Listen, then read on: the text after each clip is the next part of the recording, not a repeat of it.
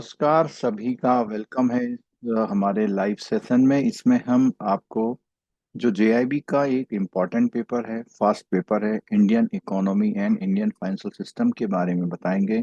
आप कैसे इसको प्रिपेयर करें कि आपकी बेस्ट स्ट्रेटजी इसमें आपको फर्स्ट अटेम्प्ट में इस पेपर को पास करने में हेल्प करे।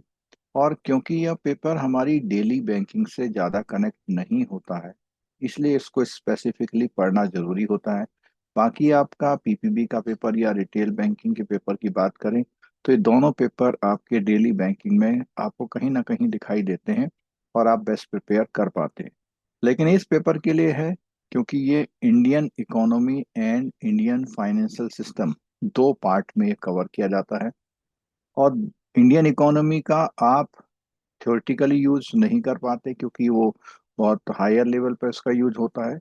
और इंडियन फाइनेंशियल सिस्टम में जरूर आप कुछ चीज़ों को करते हैं, खासकर से उसमें जो पैरा बैंकिंग वाला जितना पार्ट है वो भी आमतौर पर जल्दी से देखने को नहीं मिलता बैंकिंग में। तो डिपेंड करता है कि आप कौन सी सीट में काम कर रहे हैं। तो आज हम इस पूरे पेपर को स्ट्रेटेजाइज करेंगे कि कैसे हम प्रिपेयर करें और हमारा जो एग्जामिनेशन टाइम हो वहाँ पर हम उससे पहले कोर्स भी कंप्लीट कर लें।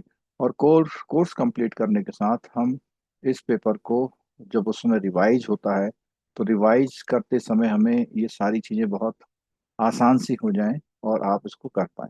ठीक है दोस्तों। तो इससे पहले हम आगे बढ़ें तो आपको एक बार बता दें कि ये जो हमारी क्लासेस होती हैं इन क्लासेस में हम लोग एक इंटरेक्टिव लाइव बैच भी चलाते हैं।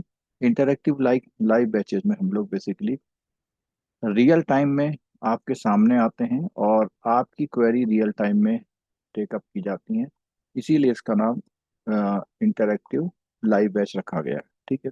साथ में आपका जो भी डाउट है वो भी दूर हो जाता है, कुछ आपको कहना है सुनना है तो इससे क्या होता है कि आपके कंफ्यूजन आपके पास नहीं रहते हैं, साथ में ही रिजॉल्व हो जाते हैं। तो इससे फर्क पड़ता है आपके अंडरस्टैंडिंग पर, आपको वेट नहीं करना पड़ता। तो दोस्तों इंटरेक्टिव बैच है जिसमें आपको इसी क्लासेस की रिकॉर्डिंग आपके कोर्स में ऐड हो जाती है। यहाँ तक कि पुराने बैचेस की रिकॉर्डिंग भी आ जाती है। साथ में टूर सर के द्वारा डेवलप किए गए इसमें एमसीक्यू अवेलेबल हो जाते हैं। सर की टाइम टाइम पे कैप्सूल क्लासेस आती हैं, उनकी इंटीमेशन मिल जाती है। एग्जाम टाइम में रिवीजन मैराथन और एमसीक्यू के सेशंस कंडक्ट करा जाते हैं। कुल मिला के एक कॉम्प्रिहेंसिव पैकेज है। इस समय इसमें 2000 का स्पेशल डिस्काउंट मिल रहा है। आपको ये कोर्स मिल जा रहा है ओनली 3999। कोई भी तरह की परेशानी है तो आप जो है इस व्हाट्सएप नंबर पे कांटेक्ट कर लीजिए, व्हाट्सएप कर दीजिए, आपको रिजॉल्व करा दिया जाएगा। साथ में अगर आप चैनल पर नए हैं, लगातार क्लासेस देखना चाहते हैं तो चैनल को सब्सक्राइब करिए, बेल आइकन दबाइए। जेआईबी सीआईबी प्रमोशन की सारी क्लासेस आपको यहाँ पर कंटिन्यूअसली चैनल पे दिखाई देती है। ठीक है दोस्तों। अब हम बात करते हैं कि जो हमारा पेपर है ये, इस पेपर में क्या किस तरह से हम क्या तैयार करें कि पहले तो सिलेबस समझना है हमें। तो आज का जो सेशन है वो सेशन स्पेसिफिकली जो आपका पेपर है इसको समझने के लिए है। तो जेआईबी ने अभी आईआईबीएफ ने अपने बुक्स रिवाइज करी। तो सबसे पहली बात है फरवरी में यहाँ पर हमारी जेआईबी की नई बुक्स आ गई हैं। तो जो भी लोग ले रहे हैं ध्यान से लें, कोई पुरानी बुक ना ले लें क्योंकि मार्केट में बुक्स के पब्लिकेशन पे अभी पुरानी बुक्स भी बाजार में अवेलेबल है। तो इस बात का ध्यान रखें। आप जो बुक्स लें, बुक्स में ये ध्यान रखना है कि आपने जो भी बुक्स ली हैं वो करंट हो, अपडेटेड बुक्स हो, नए एडिशन की बुक। ठीक है। चलिए अब बात करते हैं कि ये सबसे पहले तो बात हम एग्जाम की बता दें कि इस बार जो एग्जाम है वो एग्जाम के शेड्यूल को फॉलो करना है। और इस बार का एग्जाम शेड्यूल हमने लास्ट स्ट्रेटेजी में बताया था कि बहुत ही अच्छा शेड्यूल आया हुआ है। मतलब आप इसी बार चारों पेपर निकालने का इससे अच्छा शेड्यूल शायद आगे से अब नहीं आएगा। ठीक है। तो वो देख लें और साथ में जितना भी आपका एग्जाम का सिस्टम है उसका प्रॉपर टाइम पे आप अप्लाई करिए। पिछले उसमें वीडियो में हमने बता दिया है।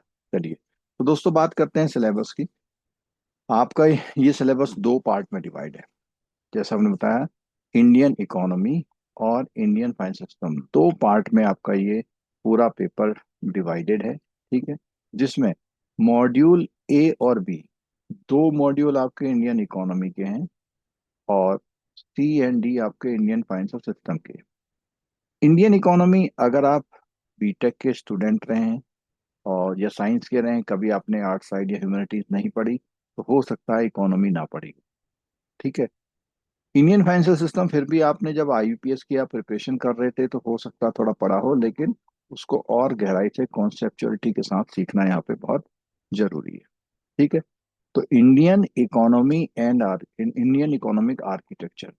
अब देखिए, इकोनॉमिक आर्किटेक्चर उन्होंने पहले दिया है मॉड्यूल ए में, और फिर दिया है मॉड्यूल बी। मॉड्यूल बी में दिया हुआ है economic concept related to the banking. तो एक एडवाइस ये रहती है कि ये चीज पहले होनी चाहिए, हम इकोनॉमिक्स को समझें और उसके बाद हम इस वाले मॉड्यूल पे आए। लेकिन कई बार क्या होता है, एक साइकोलॉजिकल रहता है कि भैया पहले ही चैप्टर से स्टार्ट करिए। तो हम लोग पहले ही चैप्टर से स्टार्ट करेंगे इसको, लेकिन कनेक्ट करते जाएंगे इसको नेक्स्ट चैप्टर से।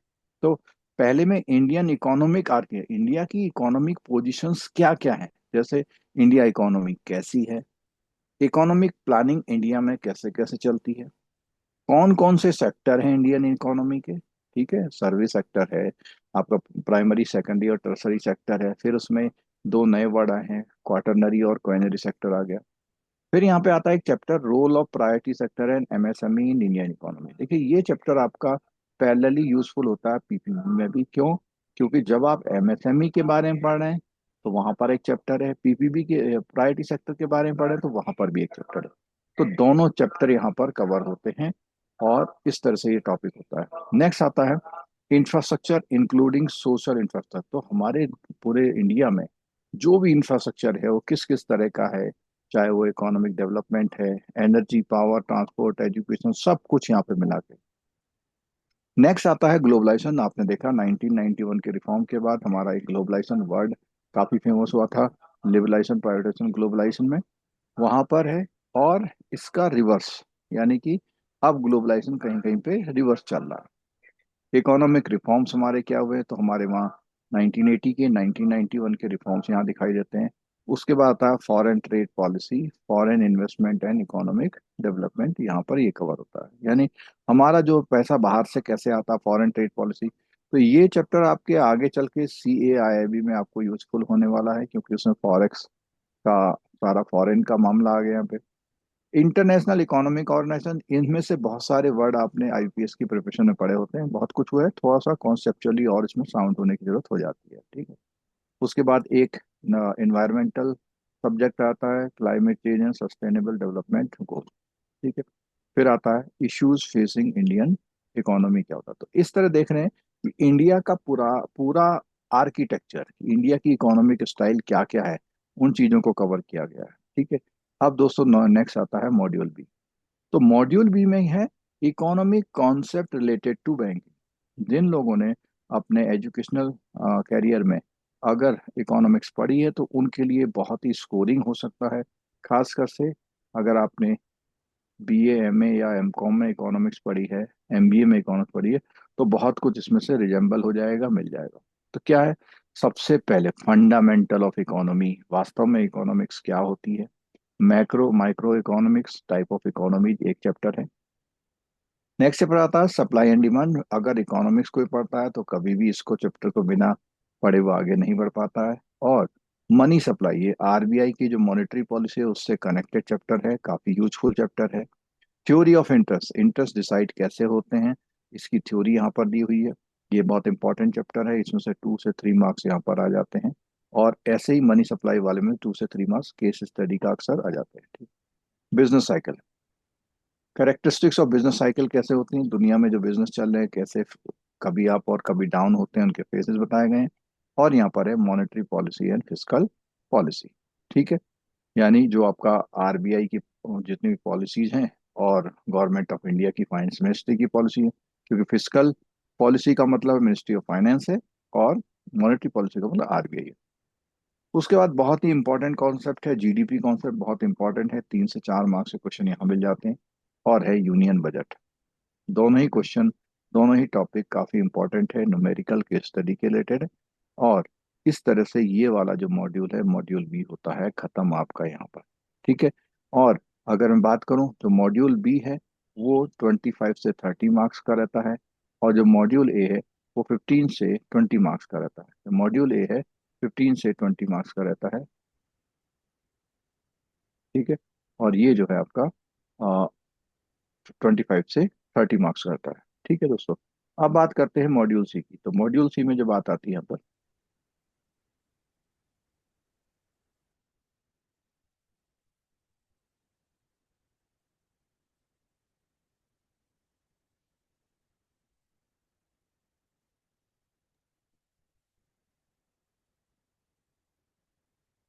नेक्स्ट आता है हमारा मॉड्यूल सी, जिसमें इंडियन फाइनेंशियल आर्किटेक्चर की बात होती है। यानी हमारा जो भी फाइनेंशियल सिस्टम है वो कैसे, वो पहले वाले ए में था इकोनॉमिक आर्किटेक्चर, और इसमें है फाइनेंशियल।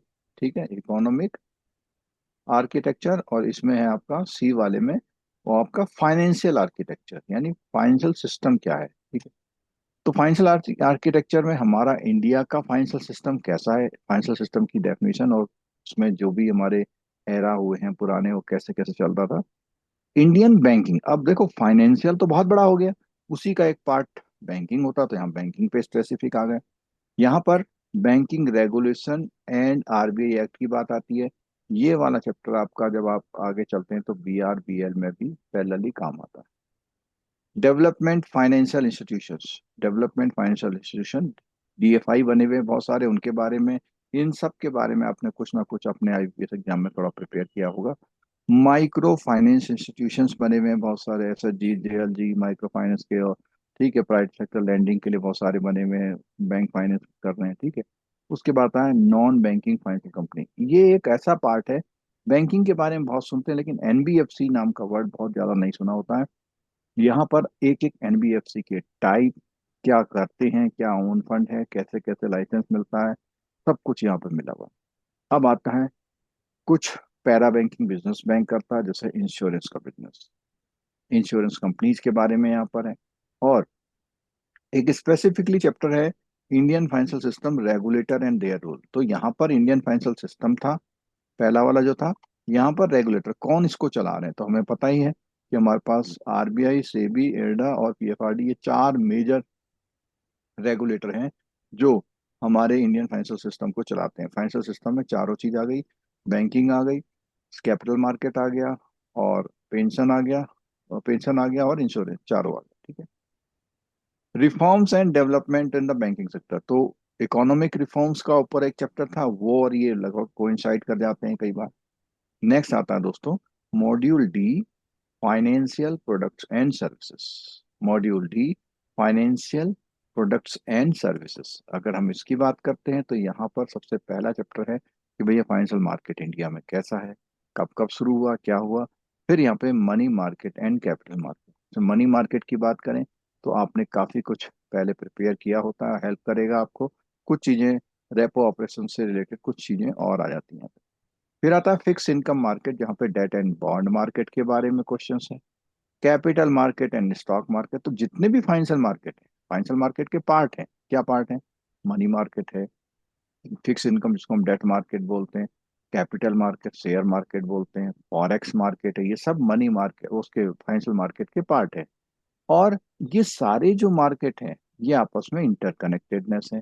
अगर शेयर मार्केट की बात करो तो वो बैंक से कनेक्टेड है, बैंक है तो इंश्योरेंस से कनेक्टेड है। ठीक है। फिर स्पेसिफिक सर्विसेज आती हैं जो कॉरपोरेट को मदद करती हैं, जैसे मर्चेंट बैंकिंग सर्विसेज आती है। यहाँ पर डेरिवेटिव मार्केट है, ये आपका बिल्कुल एज सच चैप्टर बीएफएम में आपको हेल्प करेगा।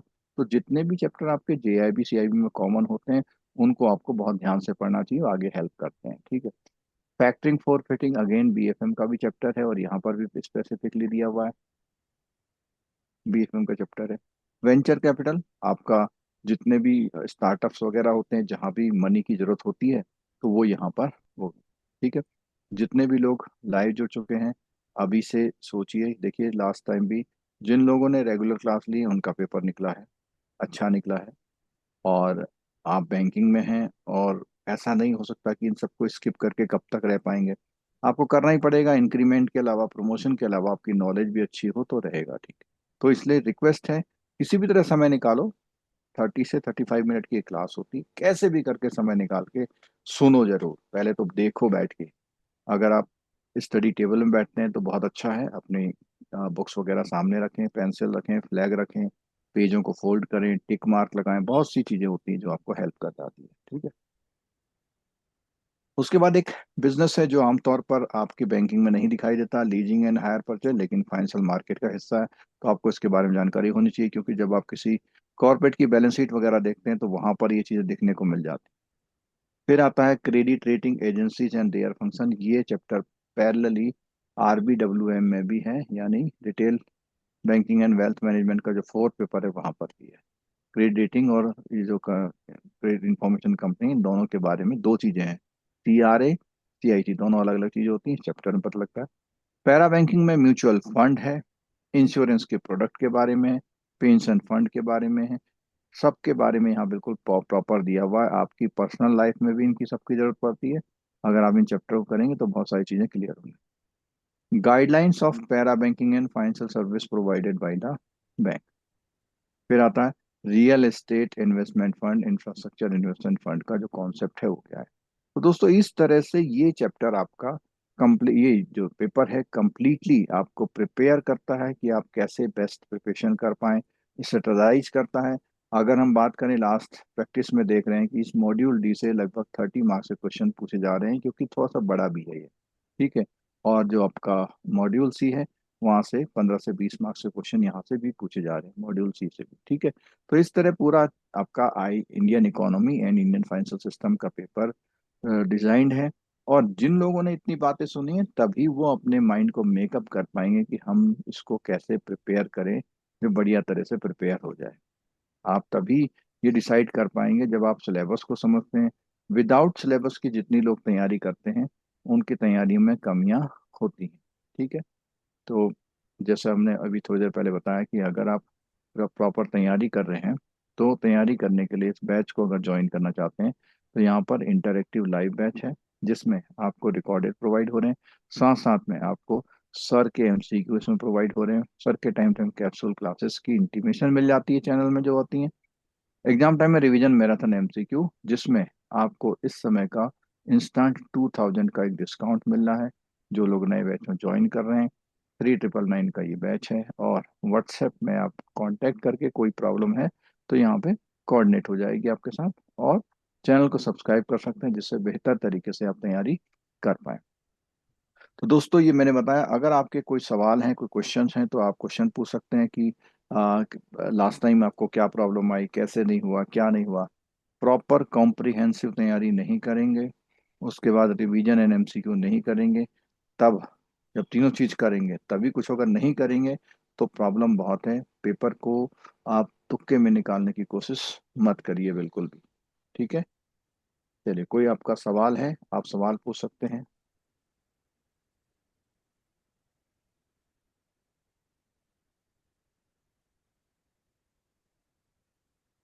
कोई भी आपके सवाल हैं आप उससे पूछ सकते हैं, जिससे आपको प्रॉपर जो हम जानकारी दे दें कि किस तरह से तैयारी होगी।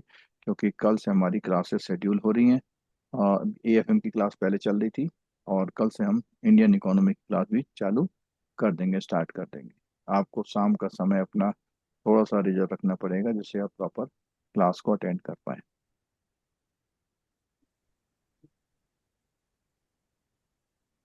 कोई किसी का सवाल अगर यूट्यूब पे पूछना चाहते हैं तो पूछ सकते हैं आप।